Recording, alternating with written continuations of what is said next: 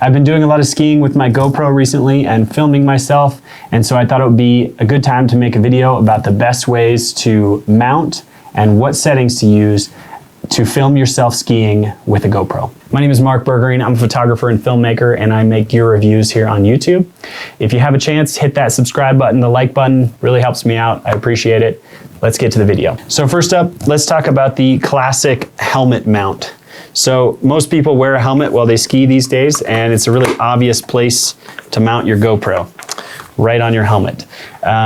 It's not the best angle for filming, but in terms of convenience and not having to buy anything, you just use what comes right out of the box with your GoPro, a little sticky, curved sticky mount, and the little clip here. It works great. The key thing to evaluate is what angle you want to use. So I like to mount it close to the front of my helmet here. You'll see a lot of people putting their GoPro up here, but if you put it up here and you tilt it down at all, you're gonna have a hard time seeing the skis in front of you and the mountain at the same time. So in order to give the most immersive perspective, I think it's important to show a little bit of context, whether that's your arms and your skis, or if you use the max lens mod, you can definitely get all of your skis and maybe even your legs, as well as some of the horizon, depending on the slope angle. So I love the simplicity of the helmet mount. It's securely mounted, it's not going anywhere.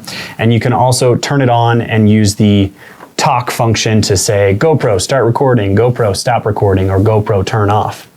So those are really handy features, and it works well. The only another downside is that you can't easily adjust the settings, and taking off your goggles becomes kind of difficult when you've got a GoPro mounted up here. They just don't have a nice place to sit on the front of your helmet.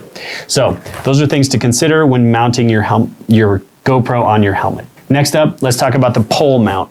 So everybody that skis is typically gonna have a pair of ski poles with them, and it's another easy way, instead of using, say, a selfie stick that you can extend and use, which is handy, but it's a pain in the ass to carry a second pole with you when you've got two poles with you while you're skiing. So I like to use one of these mounts. So the ski pole mount. I like to use one of these little pole mount options. There's a bunch. They sell them from GoPro. You can get them on Amazon. They clip onto a pole. Now I wasn't previously using these set of poles with this, so I just wrapped a little tape because this was a little too small, but it'll mount to most ski poles. And what I like to do is use this to get kind of a POV perspective of myself, the skier. So you can hold this out to your side, you can hold it out in front of you, whichever way you want to hold it, but it does work really well with the max lens mod. So you're going to want to use that in order to expand the field of view, especially if you're skiing in an environment where you really want to showcase all of that scenery around you. In addition, with the pole mount, if you have small baskets or if you mount this close to where the GoPro can't see it, you can film other people with your ski pole. So you can get a little bit closer to them. It gives you a little bit of reach. If you flip the camera around, as long as it doesn't get the ski pole itself in the view, it becomes a pole camera, which is kind of helpful because you can't typically ski that close to people safely unless you're really well coordinated.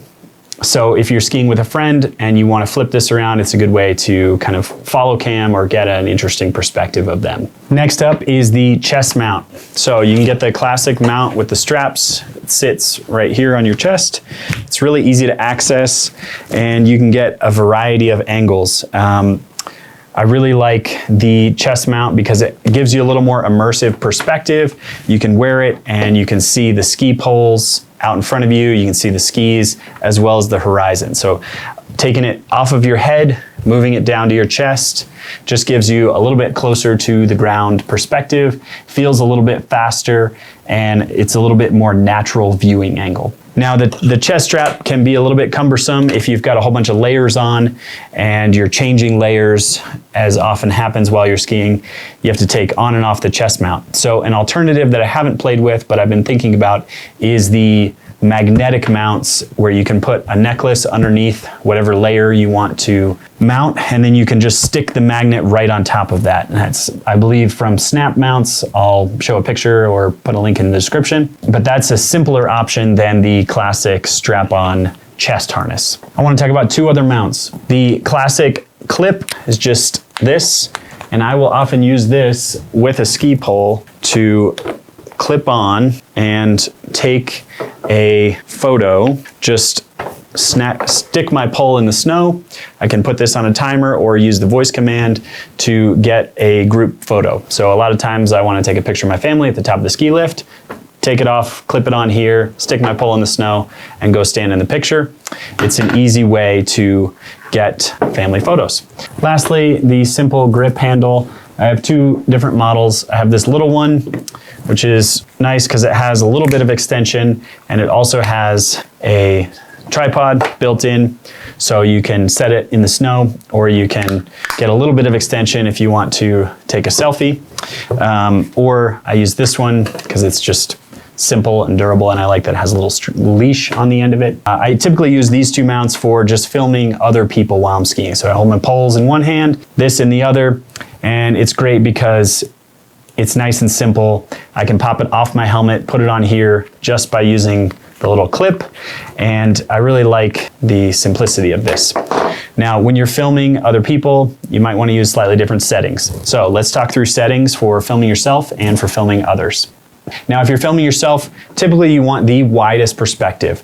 So with the Hero 12, I'll typically use the 8x7 max lens super view or hyper view or whatever the highest view is. So you pop that off, put the max lens mod on, and that's going to give you an immersive perspective, widest angle. You can see your skis, you can see the horizon. I really like that angle. So make sure you turn on the max lens mod down in the menu, and then you'll get the ability to choose max hyper view. So when filming from a helmet or a chest mount and I want a POV perspective, the settings that I use are max super view. I use the 4:3 aspect ratio. I typically shoot in 4K 60 in case I want to slow something down. You can turn on and off the horizon lock depending on what you like in terms of your video. I like it on sometimes, off other times. It's really a personal preference. And then max hyper smooth, either on or auto boost, whichever you prefer. And then sometimes when you're shooting in the snow, you'll want to turn the exposure value compensation slightly up. So all that white snow, it'll tend to underexpose. So if it's a sunny or if it's a cloudy day, you'll typically bump it up slightly more. If it's a really bright sunny day and you've got some blue sky and stuff, not as much. But make sure that your exposure value typically a little bit higher in the snow. So that's my setup for filming myself. Now, when I'm filming others, the max lens mod is not as desirable. So I will typically take that off and just use the traditional cover here for the lens. And when I'm filming others, I like to have a slightly tighter perspective because I'm often not as close to them. So having a slightly narrower than the Super Max Hyper View, whatever, is nicer. So I'll go with a linear, sometimes a linear with horizon lock lens.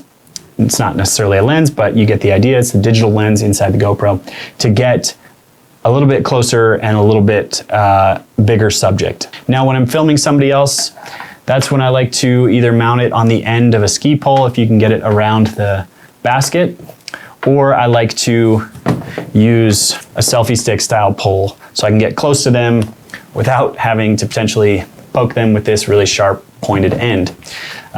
So putting it on here is a great option. It gives you a little bit of extension depending on how long your pole is, so you can reach out and get close to somebody while you're filming. The other mount that I'm going to be experimenting with, I haven't received it yet, but I ordered one, is a ski tip mount. So I saw a video about how to mount your GoPro on the end of your ski, which is obviously a little bit risky, but it's a really fun looking perspective. And I knew that this or mounts like this were not going to be adequate. So I got a metal one with a clamp, and then I got a screw-on little GoPro metal adapter with the pins so that I can screw it down nice and tight, clamp it down really tight on the tip of my ski, and I will be sharing how that goes.